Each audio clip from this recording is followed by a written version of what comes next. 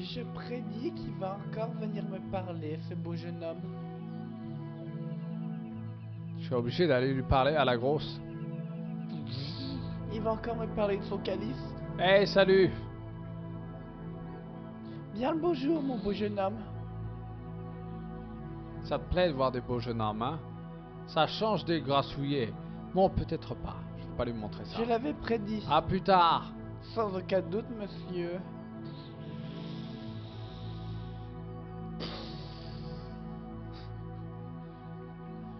Toujours les accidents pareils. À l'aéroport, direction l'Espagne. Dylan, c'est toi? Qui c'est ce Dylan? Oh zut! Bon, passe me voir un de ces jours. C'est vrai, j'ai droit de venir te la mettre? Tu es mon meilleur ami. Quand tu n'es pas plongé dans le Moyen-Âge. Ça veut dire quoi? Qu'est-ce que tu veux encore? Nicole Collard? Au téléphone? Georges Tobard, téléphone? Allô, salut? Écoute, j'attends un coup de téléphone très important. Bon, je raccroche.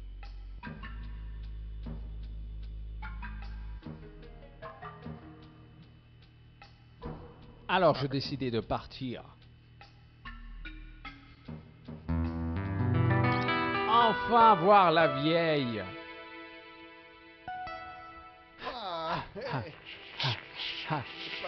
Salut Lopez! J'avais prévu de ramener le calice de toute façon. Mais je ne m'attendais pas à me retrouver ici. La villa de Vasconcelos, c'était toujours aussi magique, le temps toujours aussi clair. Et Lopez toujours en train d'arroser ce satané gazon. Je commence à me demander si le tuyau n'en faisait pas partie de son corps. Salut Lopez, ça bume? Oh, Signor Stobalt, comme je suis content que vous de voir. Vous allez bien? Très bien, merci. La comtesse est là. Elle vous attend, suivez-moi. C'est bon, je connais le chemin. Signor Stobalt, je crois que je voudrais des excuses. Mais mon... J'ai été très désagréable lors de notre première rencontre. Écoutez, Lopez, on oublie tout. Je suis arrivé ici comme un marchand de tapis et de kebab. Je réagis de la même manière. Mais vous ne comprenez pas. En y retrouvant le calice, vous lui avez redonné le goût à la vie, la comtesse. C'est merveilleux. Elle sourit, elle rit même.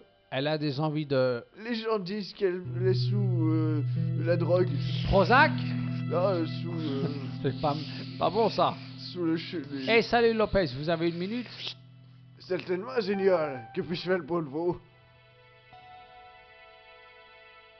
Alors la comtesse pense que la malédiction est levée? Ne dites pas si fort. La découverte du calice était la preuve que les Templiers n'avaient pas abandonné les Des Vasconcelos. Mais ça signifie beaucoup pour le madame. Comment le calice avait-il disparu? Lors de la rafle de l'Inquisition en l'absence de Don Carlos, on pensait qu'il avait été volé. Naturellement, l'Inquisition démentit cette accusation comme si l'enlèvement était l'enlèvement des enfants. Mais naturellement, personne ne l'a cru. Mais il disait la vérité, il ne savait pas cru. Vous ne pensez pas qu'il aurait pu dire aussi la vérité au sujet de... Madeleine Dix Madeleine Dio, je n'en sais rien. Mais c'est quoi Je n'en alors? sais rien. Si ce n'est pas l'Inquisition, qui les a enlevés? Vous devez en parler à la comtesse.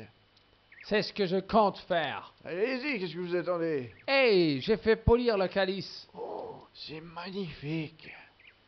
Allez, dégagez. À plus tard, Lopez. Allez, dégage. Putain de gazon de merde. Allez, on va voir la vioque. Saleté de Je comtesse. suis sûr qu'elle m'attend dans son lit. Et les chiens, est-ce que je vais les voir? Il y avait quoi là? Qu'est-ce que c'est? Il y avait un petit miroir accroché au-dessus de l'évier.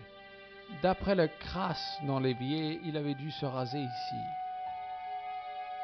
Alors il est pour moi. Hey, qu'est-ce qui s'est passé? J'ai piqué ton rasoir et ton Ouais, j'ai miroir. Salut Simone.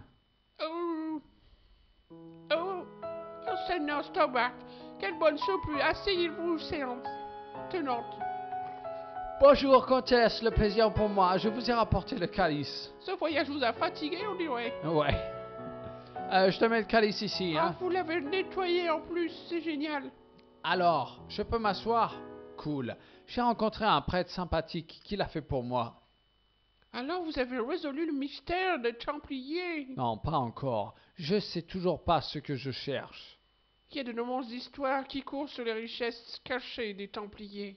En tout cas, tout ce que je veux, c'est empêcher les autres de mettre... Oh, être jeune et vivre dans un monde de ténèbres, c'est tellement fraternel.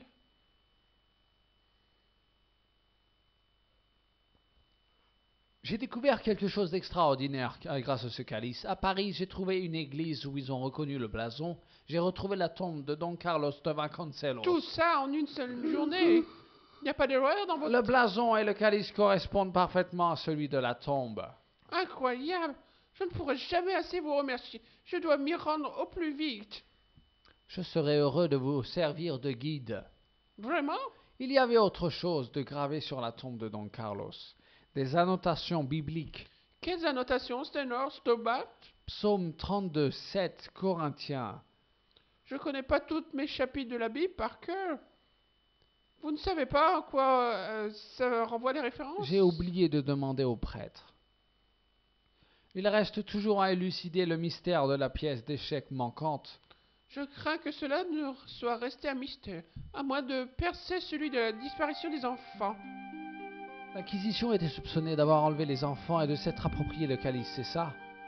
Nous savons maintenant qu'ils n'ont pas pris le calice Hales. N'avaient pas non plus enlevé les enfants. Mais leur cœur leur était-il arrivé? L'institution a admis avoir tué les serviteurs de Don Carlos, et dont celui à qui on avait confié la charge de protéger à tout prix les... Tout à fait. Je crois que ce serviteur, ayant eu vent de l'arrivée imminente de l'Inquisition, les a cachés ainsi que le calice. Avec sa mort et Don Carlos devenu fou de douleur, personne d'autre ne connaît leur histoire. Vous savez ce que cela veut dire? Je le crains. Les enfants doivent être encore par ici, quelque part. Si tout cela est vrai, c'est peut-être... Ça veut dire que les Vasconcelos sont maudits. Molly? Hey, que pensez-vous de ça? Absolument rien du tout. Bon, je vais jeter un coup d'œil, si cela ne vous gêne pas. Vous êtes ici chez vous. Je reste ici.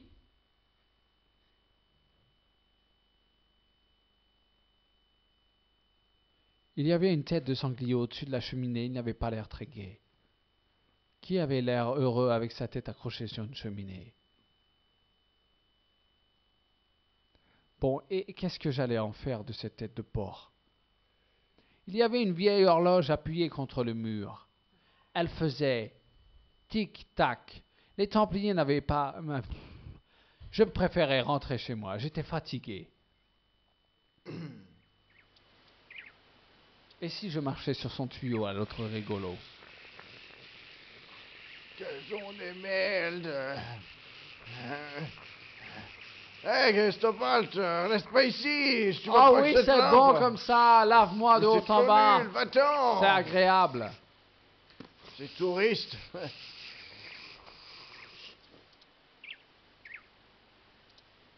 Enfin arrivé. Qu'est-ce que je vais trouver? Le mausolée des deux Vasconcelos. La porte était splendide et conservait le même style que le reste de l'immeuble.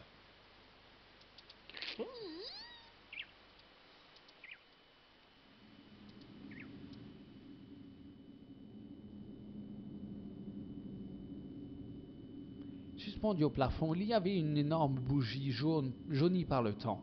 Elle paraissait vraiment très vieille et semblait n'avoir jamais servi. Les pièces avaient été retirées et remplacées par une Bible. Les bougies avaient été allumées, une façon pour la comtesse de remercier ses ancêtres, je suppose. Hop, c'est pour moi. C'était une baguette avec un cône et un crochet au bout. Elle devait servir à atteindre la grosse bougie du chandelier.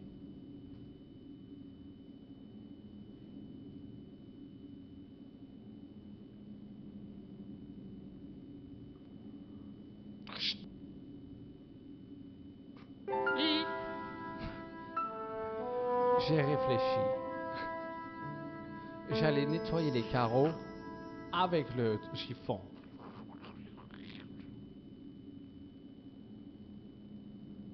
Et encore une fois, un coup de chiffon et en haut.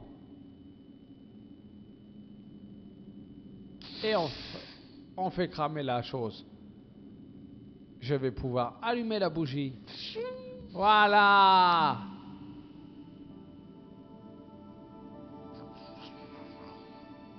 J'étais heureux.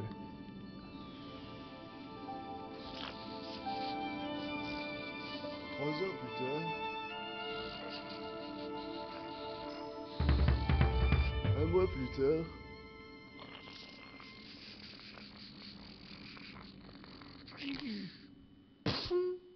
Aïe! Et dans la pocket, la bougie avait brillé avec son éclat, mais pendant quelques minutes. La formule spéciale sans doute. Une forme complexe taillée dans une pierre. Ça devait être une sorte de clé.